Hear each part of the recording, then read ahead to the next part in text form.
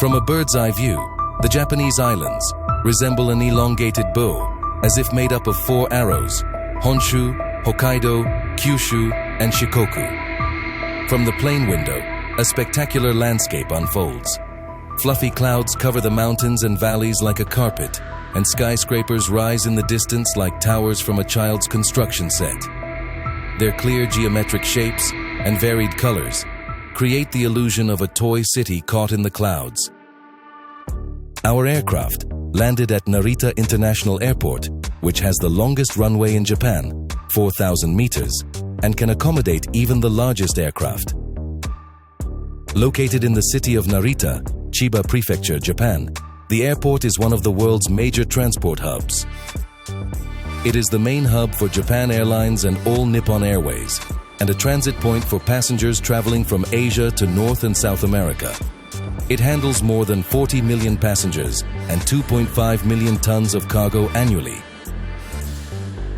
making it Japan's second busiest airport by passengers and first by cargo, and the third busiest in the world.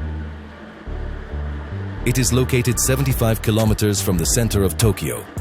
Narita Airport can be reached by train, bus, or taxi. There is also a direct link to central Tokyo via the Narita Express train.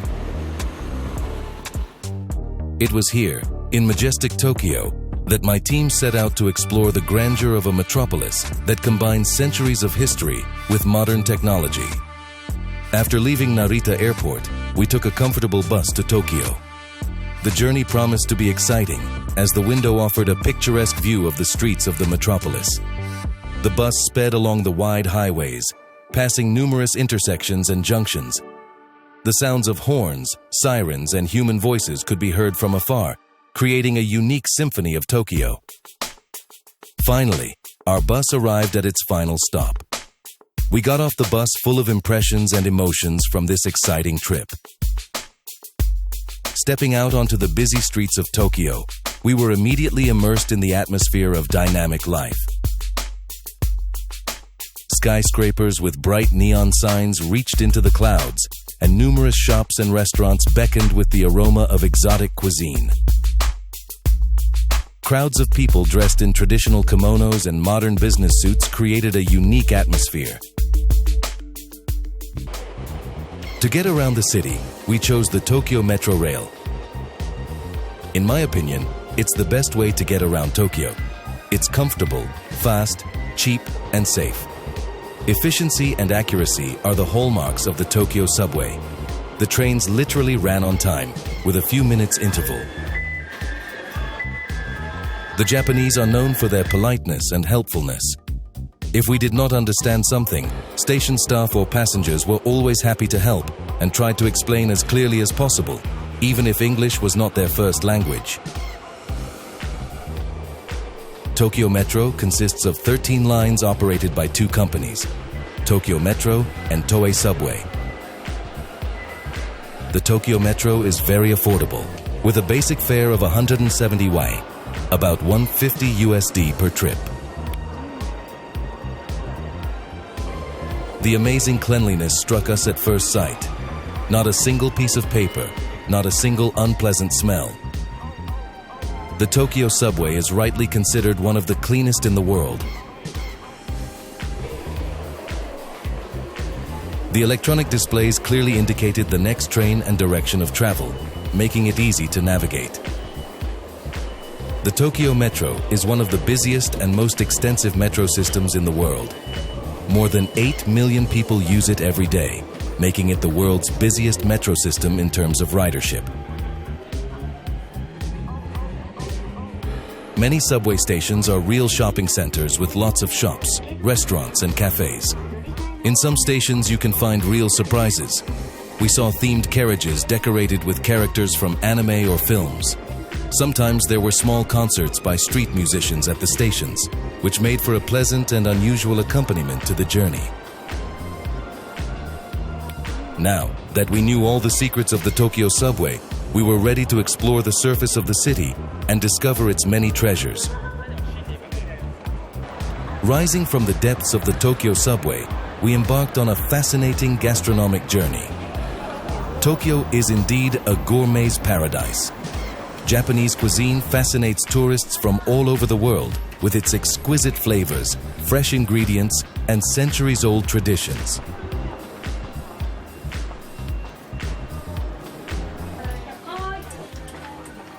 The first stop on our itinerary was a cozy cafe serving unbelievably delicious sushi. We were immediately impressed by the cozy atmosphere and the friendly staff. It turned out that this was not just a cafe, but a real kaiten sushi, or sushi carousel, a type of sushi restaurant where the dishes move along a conveyor belt.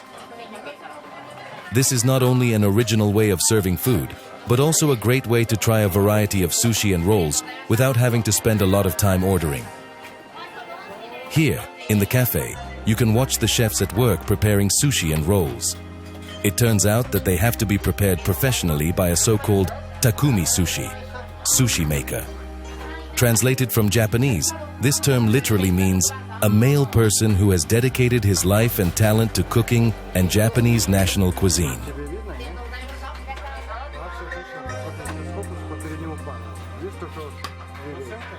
The Japanese believe that sushi should be cooked by men because it is important to maintain the temperature of all the ingredients to preserve the authentic taste of the dish.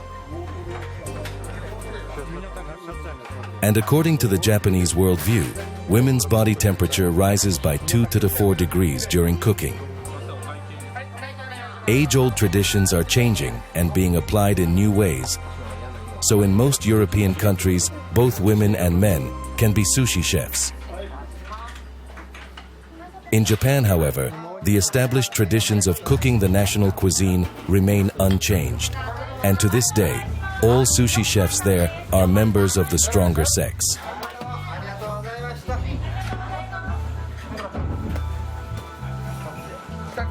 In a kaiten sushi, tables for visitors are arranged along the conveyor, following its path.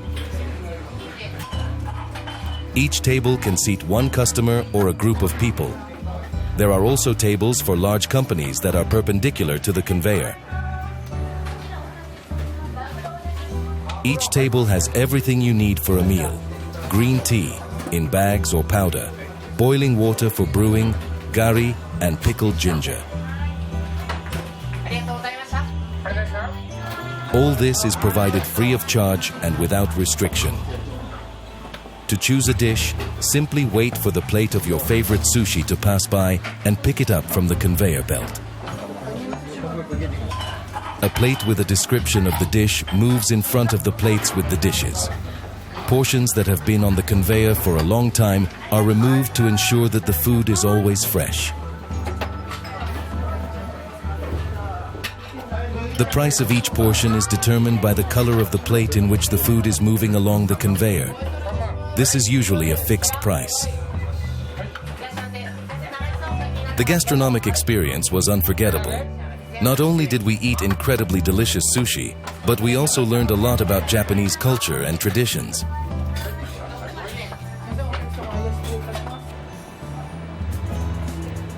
The next stop on our gastronomic route was Ikubukuro Chinatown.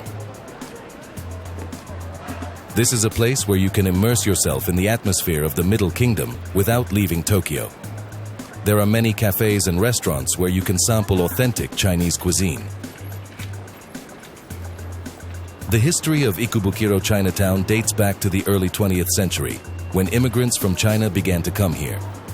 Over time, the area has become a real corner of China in Tokyo, where you can find not only restaurants but also shops selling Chinese goods, temples, and other cultural attractions. Walking through the streets of Chinatown, we immediately felt its unique atmosphere. It is full of noise and bustle. The air is filled with the aromas of spices and fried food.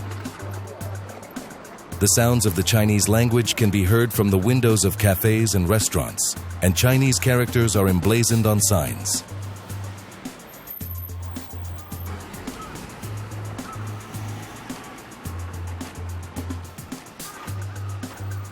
We decided to visit one of the small restaurants serving Sichuan cuisine.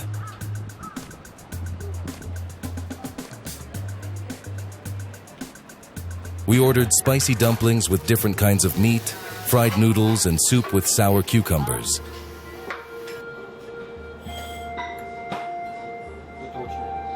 The dishes were incredibly tasty and flavorful. The spice of the chili was a perfect match for the sourness of the cucumber, and the delicate dumpling and noodle dough melted in the mouth.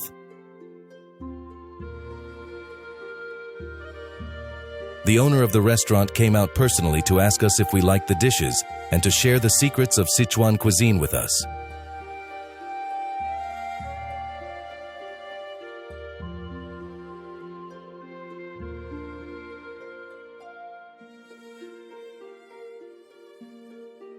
But the real culmination of our gastronomic immersion in Chinese cuisine was when our friend, Japanese karate master Kancho Suzuki, who had recommended this cafe to us, decided to cook an exclusive Chinese dish for us himself. This dish may have different names, such as Bao Zizhou, pork in sauce, Gongbao Zhou, pork in Gongbao, or Shuantan Zhou, pork in sweet and sour sauce. But one thing remains the same. Its taste is incomparable. We were looking forward to this, knowing that Kancho Suzuki is not only a martial arts master, but also a talented chef who knows the secrets of many of the world's cuisines. And he did not disappoint. Kancho Suzuki prepared a dish for us that we had never tasted before. Due to the similarity of ingredients and cooking method, this dish can be compared to other popular Chinese dishes with thinly sliced pork and vegetables, such as pork in sweet and sour sauce or Sichuan pork. The secret of this dish's incredible taste lies in its ingredients. 2 sauces: a spicy red sauce with a sweet and sour flavor, and a fragrant white sauce, softer and creamier. Tender and juicy pork, thinly sliced, and a variety of vegetables: broccoli, carrots, mushrooms, including shiitake, onions, chili, and cabbage, are added in turn to the different sauces. The dish is pre-cooked or lightly fried. You can choose the sauce you prefer, or use 2 sauces at the same time. The combination of the 2 sauces, the spicy red and the subtle white, creates a rich and complex flavor that makes this dish unbeatable. The pork is tender and juicy, and the vegetables are crisp. The red sauce adds spice and a sweet and sour flavor, while the white sauce adds smoothness and a creamy aroma. You can experiment with the vegetables by adding the ones you like best. You can also add nuts or seeds if you like.